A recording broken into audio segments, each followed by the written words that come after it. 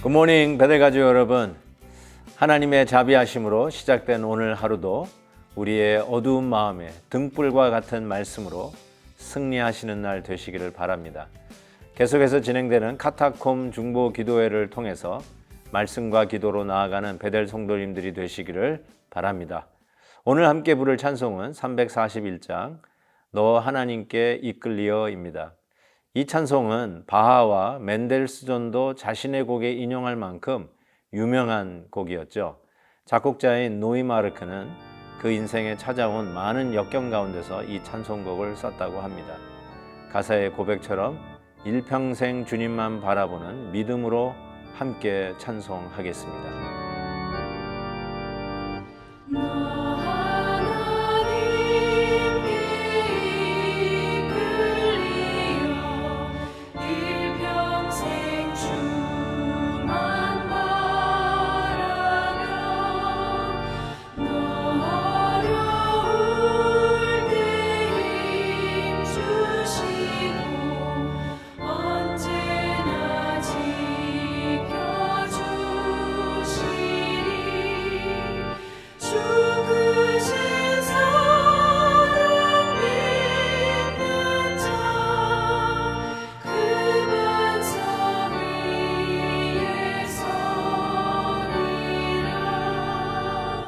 아멘.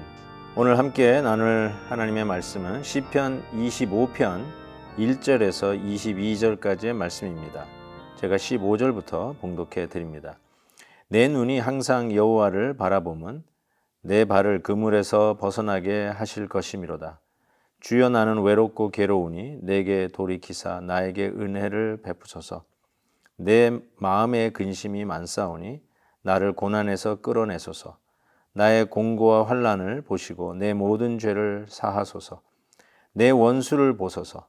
그들의 수가 많고 나를 심히 미워하나이다. 내 영혼을 지켜 나를 구원하소서. 내가 주께 피하오니 수치를 당하지 않게 하소서. 내가 주를 바라오니 성실과 정직으로 나를 보호하소서. 하나님이여 이스라엘을 그 모든 환난에서 속량하소서. 아멘.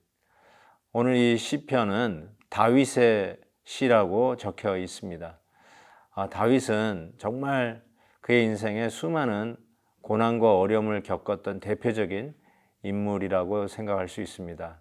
오늘 말씀 속에서도 여러분이 이미 느끼셨겠지만 고난 중에 하나님을 향하여 외치고 도움을 구하는 구구절절 그의 아픔이 느껴지는 시편이기도 합니다. 그가 이 원수들에 의해서 당하는 이 고난 속에서 이 말씀을 쭉 읽으면서 제가 일반적으로 전체적으로 이렇게 받은 느낌은 이런 것입니다. 내가 만약에 이러한 어려움이 있다면 나도 이런 기도를 드릴 수 있을까 하는 생각이 먼저 들었습니다. 그 이유가 무엇이냐면 저 같으면 어렵다면 또 나를 어렵게 하는 그 원수의 대적이 분명하다면 하나님 저 원수를 무찔러 주세요. 저 원수를 어떻게 하든 간에 제거해 주세요.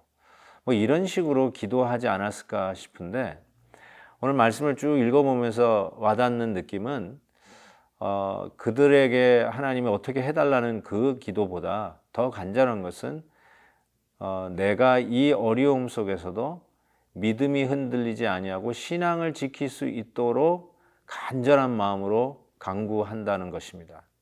참 그것이 처음으로 이 시편을 묵상하면서 와닿는 도전이었습니다. 사랑하는 성도 여러분, 혹시 어려운 가운데 있으신가요?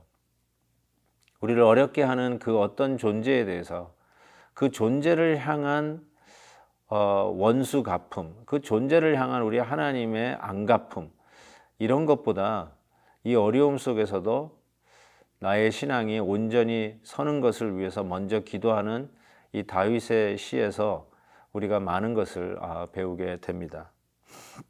그래서 결국은 오늘 읽은 본문 말씀을 통해서 세 가지를 그는 하나님 앞에 이 믿음이 흔들리지 아니하고 계속해서 은혜 가운데 정진하기 위해서 하나님 앞에 기도한 내용을 살펴보는데요. 첫 번째로는 오늘 말씀 16절에 나와 있는 것처럼 나에게 은혜를 베푸소서 이렇게 그는 간절히 구합니다. 이런 상황 속에서 내가 이 환난을 이길 수 있는 가장 중요한 것은 하나님이 나에게 은혜를 베풀어 주셔야 한다는 사실이죠. 은혜 아니면 우리는 살아갈 수가 없죠. 은혜가 아니면 우리는 이렇게 더 이상 버틸 수가 없죠.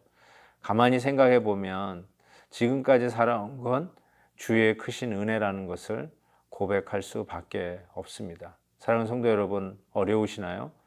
하나님 앞에 은혜를 구하십시오. 불쌍히 여겨달라고 구하십시오. 하나님의 자비를 구하십시오.